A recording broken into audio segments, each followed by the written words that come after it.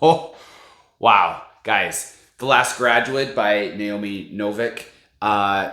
Okay, you're gonna need some time after you read it to totally decompress. I am like torn between raving and ranting about this book. I loved it, but hated that cliffhanger. Oh my gosh, that cliffhanger in book 3 is now yet, and I broke my rule and I read it even though I shouldn't have, and I knew there was a cliffhanger, and I did anyway, and now, oh my gosh, it was huge. You can have to decide for yourselves. It's really, really cool. Let me tell you about it. So book 1, A Deadly Education, is when we were introduced to this really, really cool, wonderfully imagined world by the endlessly impressive mind of Naomi Novik. She writes really, really fun stories, and I love the diversity in all of the books that she reads. By diversity, I mean she writes different types of books. Her stories are different. Anyway, let's see. The Scholomance, that's what we're talking about today. The Scholomance is where the world's wizard families send their children for training. But this isn't like comfy Hogwarts, where every meal is a feast, where there's always a warm fire, where your bed comes preheated every night, where there's good friends all around. Nah, Inside the Scholomance, it's like the Hunger Games times Lord of the Rings times H.P. Lovecraft. The food might be poisoned. One wall of your room opens to an endless void. There are floor drains in all of the floors, like in your room, for ease in cleaning up after all the spilled guts. The kids with the best alliances, the most friends, they're the safest. And the loner kids, they don't have much to offer? Well, they're the low-hanging fruit that all those scary things that roam the dark corners get to munch on. The only way out?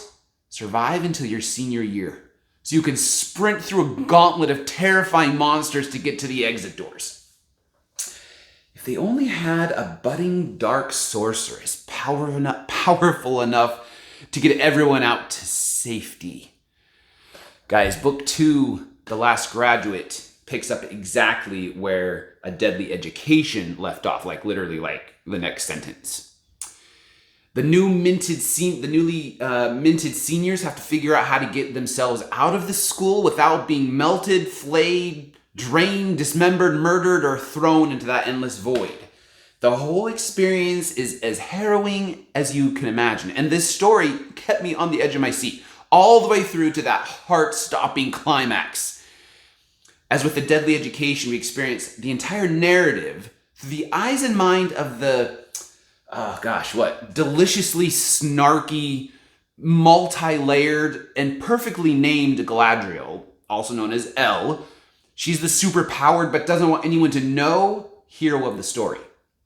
Now, I am in love with her and her character arc. This creepy story actually found a way to pull on my heartstrings. While we watched Elle grow into her relationships, she became comfortable with who she is. Just like in book 1, there is a good bit of the 4-letter kind of expletives. There's plenty of creepy monster violence. There's actually some sexual content in this book, including a pretty spicy scene that's significant enough to move this one out of YA, like acceptable for teens, and firmly into new A or new adult, best for adults. It starts on page...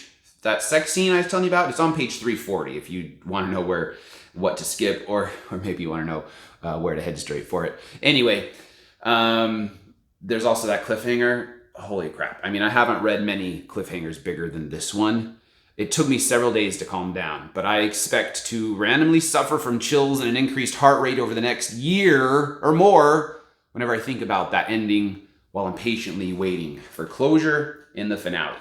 The Last Graduate is a wonderful story. Highly, highly recommend if you can handle that cliffhanger. It's best for 18 and up. Happy reading, guys.